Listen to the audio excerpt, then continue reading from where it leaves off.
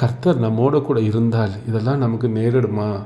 ஏன் இந்த கஷ்டம், ஏன் இந்த பாடுகள், ஏன் இந்த நெருக்கங்கள் என்ற கேள்வி இல்லாதவர்களே இன்றைக்கு இல்லை. எல்லோருடைய வாழ்விலும் ஏதோ ஒரு சூழலில், ஏதோ ஒரு நேரத்தில் நம்முடைய மனதில் இந்த கேள்வி வரும். ஆண்டவர் என்னோட கூட இருக்கிறாரா? ஐயோ, நான் ரொம்ப கஷ்டப்படுகிறேனே என்று. ஆம், ஆண்டவர் நம்மோட கூட தான் இருக்கிறார்.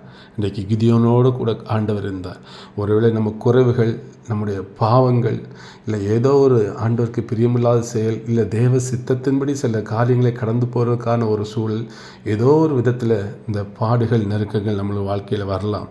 ஆனால் ஆண்டவர் கிதியோனை பார்த்து சொல்லுகிறாரு, நீ உனக்கு இருக்கிற இந்த பலத்தோடு போ, நீ இஸ்ரவேலை மீதியானரின் கைக்கு நீங்களாக்கி ரட்சிப்பாய், உன்னை அனுப்புகிறவர் நான் அல்லவா என்று தைரியமாக ஒரு வாக்குத்தத்தத்தை ஆண்டவர் அங்கே அவர் கொடுக்கிறதே பார்க்குறோம். அப்போ இவருக்கு சந்தேகம், யாருக்கு? கிதியோனுக்கு. ஆண்டவரே, நான் ஒரு பாவப்பட்ட ஃபேமிலி, எங்கள் ஃபேமிலிலாம் ஒரு பெரிய ஃபேமிலி கிடையாது.